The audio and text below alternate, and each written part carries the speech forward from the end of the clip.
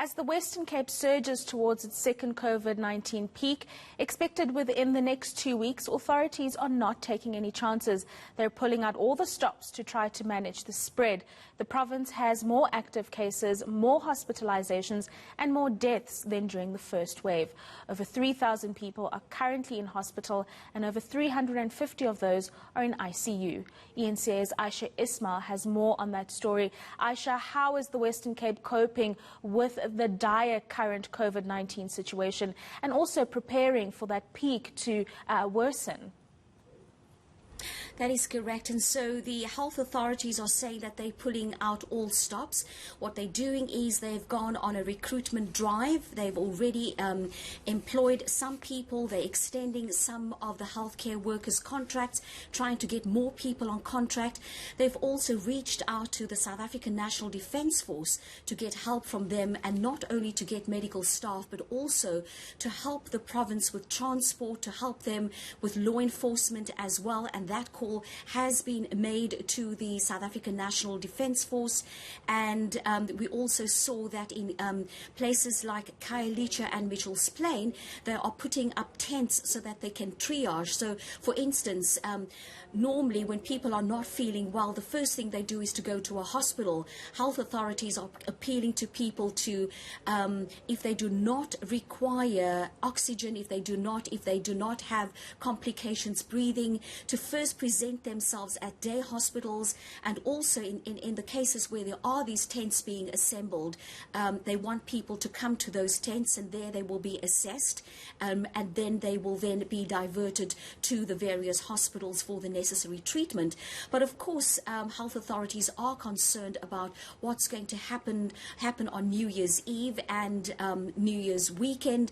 Now, we already saw that on the Christmas weekend, the trauma cases just skyrocketed. It was so bad that on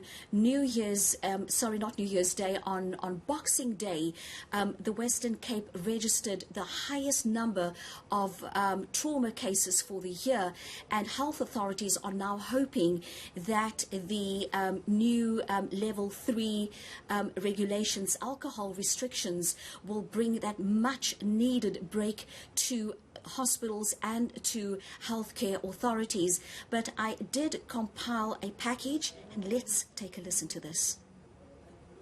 More beds and more staff are being brought in to deal with a health crisis caused by the rapid spread of COVID-19. Temporary tents have been commissioned in areas like Ayesha and Mitchell's Plain. The Defence Force has been asked to help out. The SNDF request from the healthcare system, it is for additional staffing, it is for potential capacity to come online, to even if there's bed space available. So there's the general capacity, and then even transport staff, if they can bring transport capacity online. But that's not the only response that the province requires. That's why the health need has been put together with the law enforcement need. Healthcare workers continue to become infected and are begging for help. We are going to push to get as many staff members as we possibly can. That's why we're calling every single person. We're asking the agencies, we're asking the military, we're asking every possible avenue for getting additional staff into the system. And that is because the staff that we currently have are exhausted. The Western Cape says it has a proactive strategy to access vaccines approved by the South African Health Products Regulatory Authority. The idea is to get vaccines into the Western Cape as early as we possibly can.